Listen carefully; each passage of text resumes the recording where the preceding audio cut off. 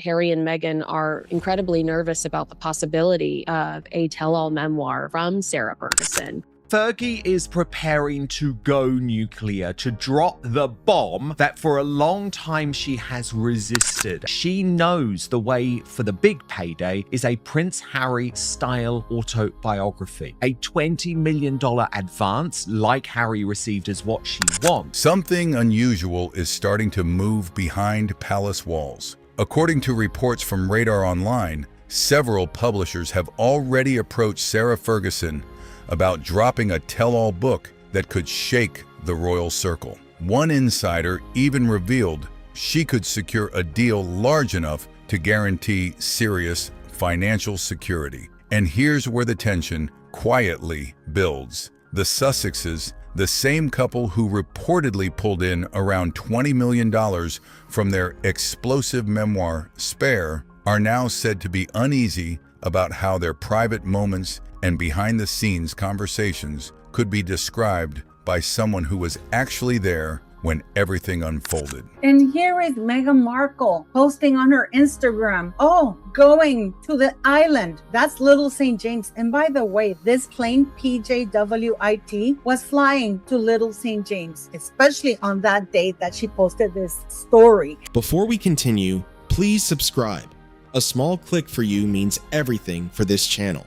Tom Sykes from the Daily Beast reported that palace insiders are quietly nervous about what he called a potential pulling a Harry scenario. In simple terms, that means a massive publishing payday in exchange for a story the royal institution would have absolutely no control over. But here's the detail many people still aren't putting together. And the people who are most terrified about this are Prince Harry and Meghan Markle, because it is Fergie, of course, who could reveal all about what really went on with this couple and the British royal family and Andrew behind the scenes. Just because some US publishers reportedly passed for now doesn't mean the door is closed. UK publishers could still jump in, Australian publishers could move fast, and a streaming deal or major television interview could easily enter the picture. An insider speaking to OK magazine revealed that Ferguson has reportedly been studying the exact strategy Harry and Meghan used. First the televised interview, then the streaming projects, and finally the headline-grabbing book.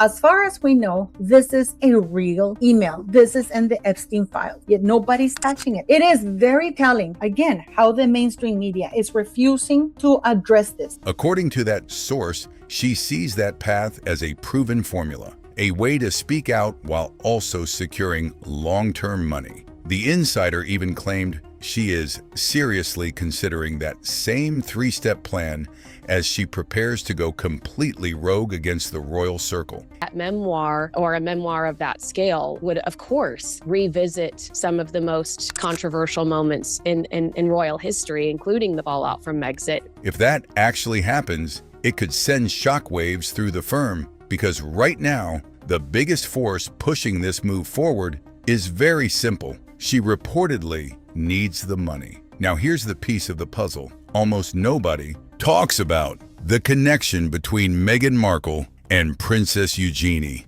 And once you understand this relationship, it suddenly becomes clear why Meghan could end up more exposed than anyone else if private stories ever start spilling out. The press is completely ignoring this. The press does not want to touch the fact that Meghan was called as a witness by Virginia Roberts, who said that she was a close associate of Prince Andrew. And of course, it's not in anybody's best interest to have Meghan Markle testify, because they know that she knows a lot. And this is why this woman is flaunting her impunity around, or feels untouched. Most people only know the surface version of their friendship, but reports say Eugenie and Meghan were genuinely close. In Omid Scobie's book, Finding Freedom, Eugenie reportedly described Meghan as just the tonic for Harry. The two couples were even seen spending time together on double dates and private trips, including a getaway to Lake Como with the Clooneys. She needs the cash. She thinks it's already too late for her daughters because William is slowly marginalizing them. That wasn't just formal royal interaction. It looked like real friendship.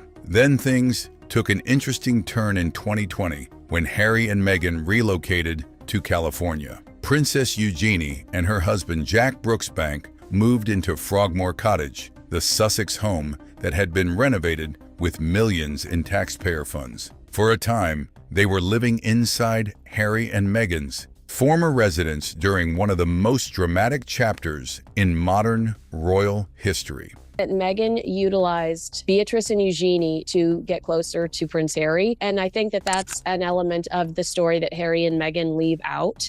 And here's the detail that suddenly makes the whole situation even more complicated. Eugenie's mother is Sarah Ferguson. That connection matters because Meghan and Eugenie's bond reportedly formed during one of the most stressful periods of Meghan's early royal experience. When Meghan first joined the royal family, Eugenie not only went to the Super Bowl with him, we've seen her in Montecito with her husband having dinner with Harry and Meghan. Eugenie lived in Frogmore Cottage amongst their things, amongst Meghan's journal. She was adjusting to an unfamiliar system and overwhelming public attention. Reports from several outlets claim Eugenie was one of the people Meghan felt comfortable opening up to. According to those reports, Meghan shared personal frustrations, private observations about palace life, and details about difficult moments happening behind closed doors. Conversations she believed were taking place between trusted friends, far away from the public spotlight. Tom Sykes from the Daily Beast described Sarah Ferguson's current situation in blunt terms: completely cast out. No. I'm not sure how far Fergie would go. Perhaps Meghan and Andrew have crossed paths. I mean, it's something that I'm not sure will even come to light. I mean, it's highly suspicious given the circles that Andrew and Meghan have obviously floated in. You know, we have photographic evidence of Meghan hanging around with friends of, who Andrew did, the Epstein circle. Official royal role, no public funding, and very little protection from the ongoing fallout surrounding the York family. In one shocking week, 7 charities reportedly cut ties with her after past connections resurfaced, linking her to Jeffrey Epstein, whom she had once referred to as her supreme friend. At the same time, her former husband Prince Andrew lost his royal titles and faced intense scrutiny over serious allegations tied to past associations. Financially, the picture painted in reports looks messy. Who was Virginia Giuffre's attorney, wanted Meghan Markle to give evidence in the civil trial, saying that there were things about Andrew that she knew. That's true. Several of Ferguson's business ventures have reportedly shut down, and some outlets claim debts may still be hanging over parts of those operations. She has barely appeared in public recently. There were also reports claiming she spent weeks at Paracelsus Recovery in Switzerland, a luxury wellness clinic where stays can cost around $17,000 per night. That's not an average health retreat. It's the kind of place the ultra-wealthy disappear to when things start spinning out of control. From a £13,000 a night Zurich wellness retreat to a spa hotel, a VIP spa hotel in Ireland. She's been to the Middle East begging for money. She's got no economic options left. No one's giving her money anymore. Behind the scenes, Sarah Ferguson's life reportedly looks far less stable than many people realize. Some reports claim she has been moving between borrowed villas, private estates, and luxury retreats while friends quietly tell reporters she's under serious financial pressure. And history shows one thing very clearly. This is not someone who stays silent when it's time to tell her side of the story. Back in 1996, shortly after her divorce from Prince Andrew, Ferguson released a memoir titled My Story. One passage caused immediate shock inside royal circles. She has secrets, and her financial desperation takes her to dark places, cash for access. So I do believe that the Sussexes could and should be worried about this new development. She described borrowing Princess Diana's shoes and later discovering she had developed plantar warts. Reports say Diana was deeply upset by the revelation, and their friendship never truly recovered. The two women never reconciled before Diana passed away the following year. That moment alone proved Ferguson was willing to write details that made the palace extremely uncomfortable. And today, the family dynamics surrounding her look just as dramatic. Believe that Andrew and Meghan have crossed paths. Meghan was friends and going on holidays with Epstein's girlfriend. There's no way that you can't tell me Meghan wouldn't have got an invite through some of her friends to attend the big lavish parties that Epstein was known for throwing, with lots of girls, some professionals, some not, some models, some D-list cable TV actresses desperate for... Radar Online reported that Princess Eugenie has been preparing a room for her mother at her oceanfront villa in Portugal, a property estimated to be worth around $4.7 million. Meanwhile, reports claim Prince Andrew spends most of his time at Royal Lodge, frustrated about losing his royal titles and keeping an extremely low public profile.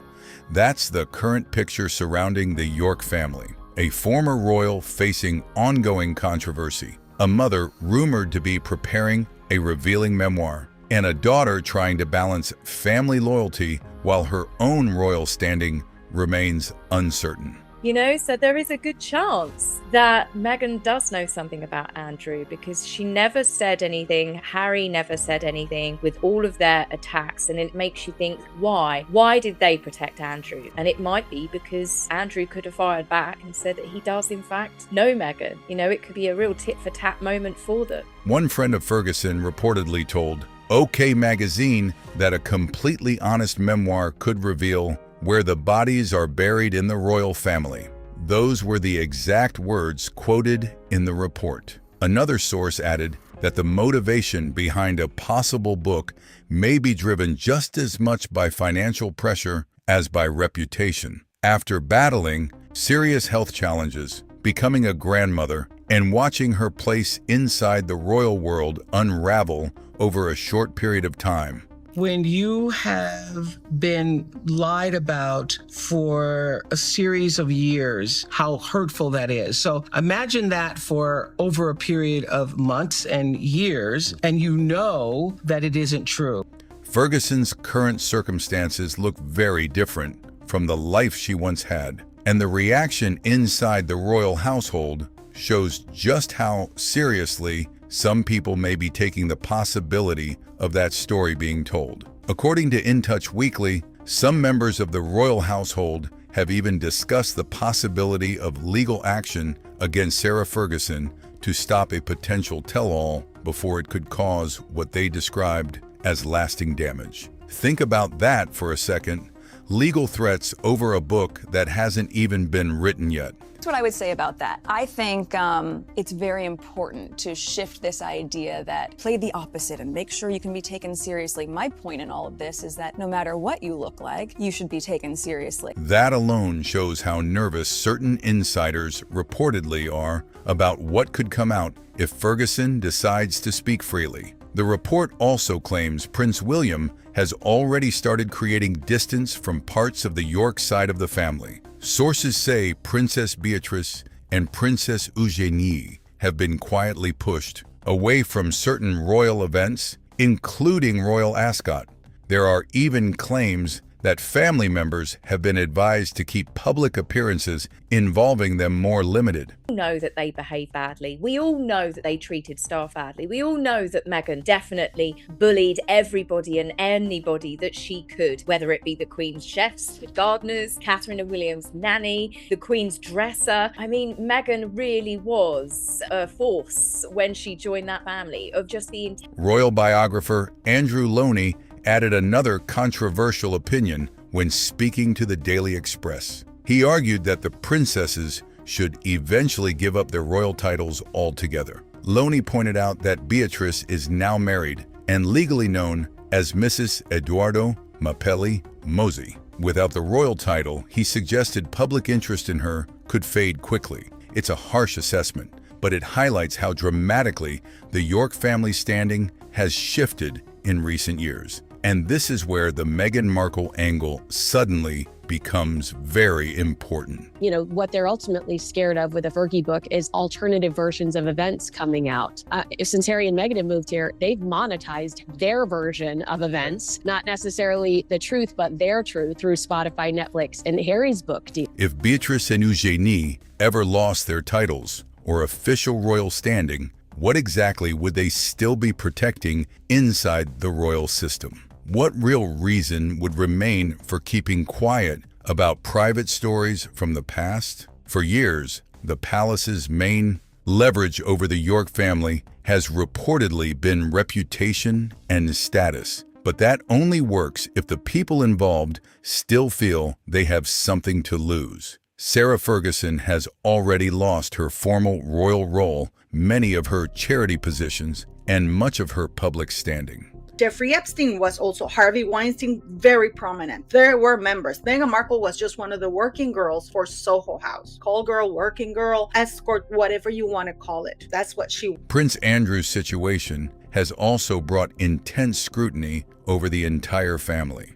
If Princess Eugenie's role inside the royal structure continues shrinking as well, the balance of power surrounding that family could shift dramatically. And that's exactly why some royal watchers believe Meghan Markle could be paying very close attention to Ferguson's next move. Because if a memoir ever moves forward, it might not just contain gossip. There are several well-known royal controversies that a Ferguson book could potentially revisit in detail. Jeffrey looks very forward to hosting dinner on November 30th at 8 p.m. at Martin Novak's Institute located at 1 Braddles Square, Suite 6. Please have the guests call or Corinna on their cell as the guest approaches the Institute so they can come down and let them in. Thank you, Leslie, assistant to Jeffrey Epstein. One of the biggest examples involves the famous bridesmaid dress dispute before Harry and Meghan's wedding. During the Oprah interview, Meghan said the situation left her in tears after an exchange with Kate.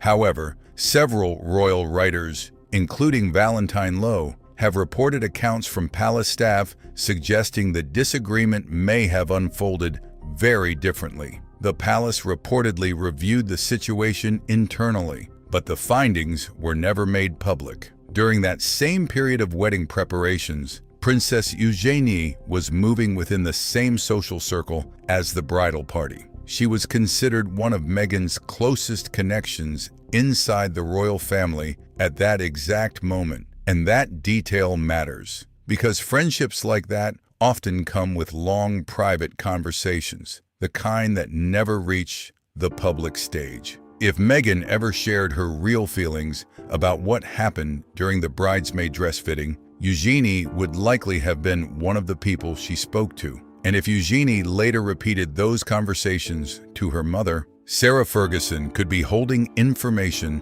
no royal biographer has ever had direct, second-hand access to, a version of events coming from someone Meghan personally trusted at the time. If that version ever turned out to differ from what was described during the Oprah interview, it could spark another massive debate around what truly happened and how the story was remembered. Then there are the workplace allegations that surfaced in 2018. Palace staff reportedly filed a formal complaint claiming difficult workplace behavior connected to Meghan during her time as a working royal. Reports said Jason Knopf, who worked as communications secretary for the Sussex household, submitted the concern internally. The palace later carried out an internal review, but the results were never released to the public. The Sussexes strongly denied the allegations. At that time, Princess Eugenie was still part of the same royal environment.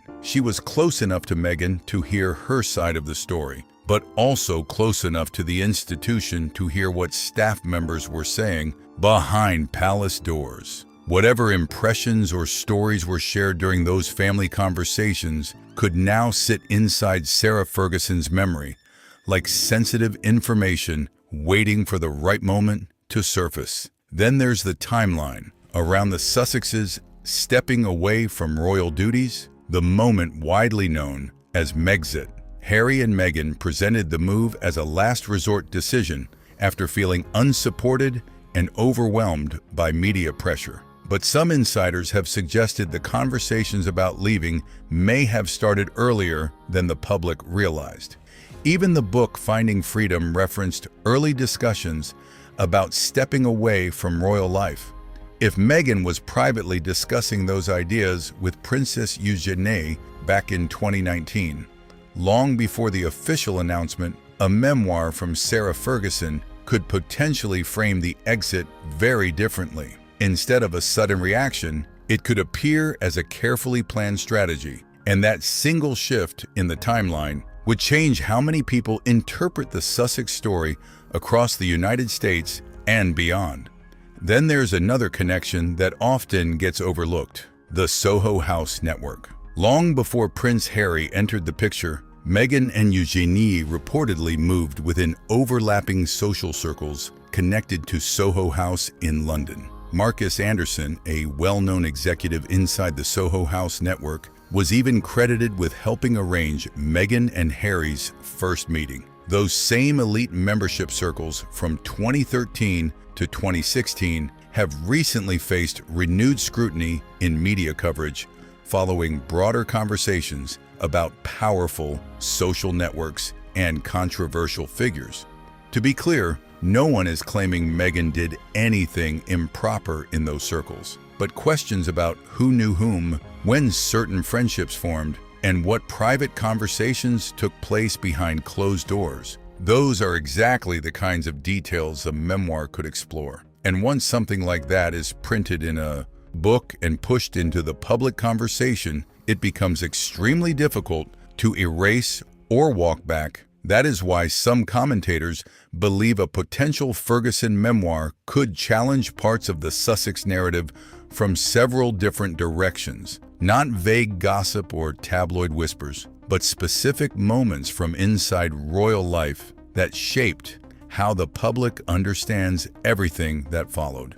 If someone close to those events presents a different version, it instantly creates a competing narrative. And that possibility is exactly what some reports say has made the Sussex camp uneasy. Because this would not be random speculation. It would be a second account of events from someone connected to a person who was hearing those private conversations long before they appeared in television interviews or best-selling books. The same couple who reportedly secured huge publishing advances for Spare could suddenly face another book entering the spotlight, written by the mother of someone who heard Meghan's side of events years earlier. Now here's the twist that recently surfaced in new reporting. Several U.S. publishers reportedly declined Sarah Ferguson's early pitch for a memoir valued around $2 million.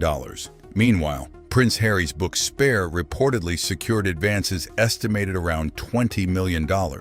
Reports say Ferguson was aiming closer to $11 million for her own project. But that gap reveals something interesting. Publishers may not be rejecting the story itself. They may simply be rejecting the price attached to it. And when someone facing financial pressure returns to the table with a lower figure and a manuscript filled with insider royal moments, the reaction from publishers could change very quickly. Imagine the headlines if a future chapter claimed to explain what really happened during the bridesmaid dress dispute, or described private conversations about Kate, or even revealed when early discussions about stepping back from royal duties actually began. Those kinds of claims would instantly dominate the royal news cycle. That's why some observers believe Sarah Ferguson could unexpectedly become a powerful voice inside the wider Sussex story, not because she holds formal power in the monarchy anymore, but because of her unique connection to someone who was extremely close to Meghan during a critical moment in royal history. Princess Eugenie lived in Meghan's former home and reportedly shared a trusted friendship with her, long before the world heard the Sussex version of events. And sometimes, the people with the least left to lose end up having the loudest voice when the real story finally comes out.